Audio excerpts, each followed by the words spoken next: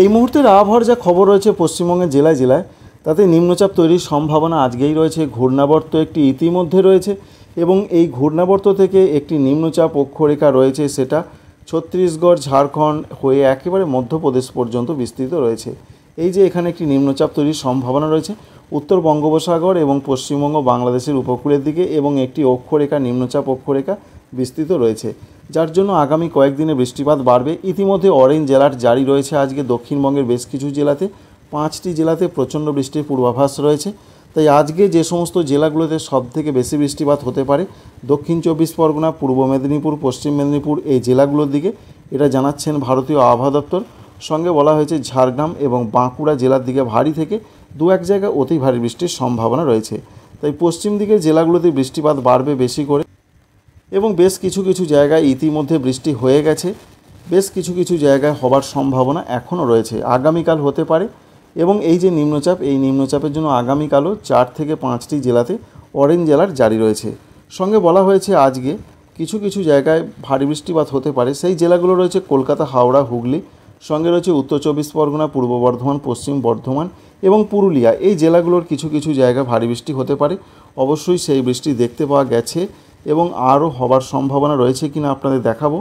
যা পূর্বাভাস রাতের দিকে আমরা পাচ্ছি, রাতের দিকে কিছু কিছু জায়গায় অবশ্যই বৃষ্টির চান্স বা সম্ভাবনা রয়েছে। সবথেকে বড় কথা আগামীকালও বৃষ্টির সম্ভাবনা ভালো রকম রয়েছে। যে সমস্ত জেলাগুলোতে ভারী বৃষ্টিপাত হতে পারে, অরেঞ্জ অ্যালার্ট জারি রয়েছে পূর্ব মেদিনীপুর, পশ্চিম মেদিনীপুরে রয়েছে, সঙ্গে রয়েছে ঝাড়গ্রাম, বাঁকুড়া, পুরুলিয়া, এই জেলাগুলোতে অরেঞ্জ অ্যালার্ট জারি রয়েছে। ভারী থেকে অতি ভারী বৃষ্টি হতে পারে।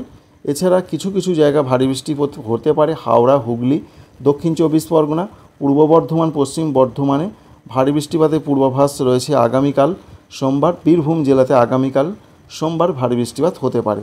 অন্যান্য যে সমস্ত জেলাগুলোতে মাঝারি বৃষ্টি আগামীকাল হতে পারে, কোনো সতর্কবার্তা আবহাওয়া দপ্তর দেননি, সেই জেলাগুলো রয়েছে নদিয়া, মুর্শিদাবাদ, সঙ্গে কলকাতা এবং উত্তর 24 পরগনা। তবে যেটা আমরা দেখতে পাচ্ছি মুর্শিদাবাদ, এছাড়া রয়েছে উত্তর 24 পরগনা, এখানেও কিন্তু 2-1 জায়গায় বৃষ্টিপাত বাড়তে পারে, এমনটাই তথ্য আমরা পেলাম। জুলাই মাসের 1 তারিখের দিকেও বৃষ্টি হবে সেই সমস্ত জেলাগুলোতে, যেখানে আবহাওয়া দপ্তর বলছেন যে বৃষ্টির সম্ভাবনা কিছু কিছু জায়গা ভারী ধরনের হতে পারে। যেমন রয়েছে পশ্চিম বর্ধমান, সঙ্গে রয়েছে পুরুলিয়া, বীরভূম, মুর্শিদাবাদ, এই 4টি জেলার দিকে 1 তারিখেও কিছু কিছু জায়গায় ভারী বৃষ্টি হবে। অন্যান্য বাকি জেলাগুলোতে হালকা মাঝারি বৃষ্টি হবে। এই রয়েছে দক্ষিণবঙ্গের জন্য পূর্বাভাস।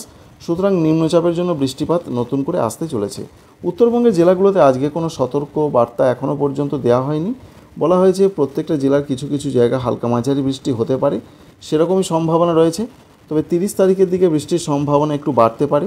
যে সমস্ত জেলাগুলোতে 30 তারিখের দিকে বৃষ্টিপাত বাড়তে পারে, দার্জিলিং, জলপাইগুড়ি, আলিপুরদুয়ার, কুচবিহার, এই জেলাগুলোতে 2-1 জায়গায় ভারী বৃষ্টিপাত হতে পারে। বাকি জেলাগুলোতে হালকা মাঝারি বৃষ্টি হবে।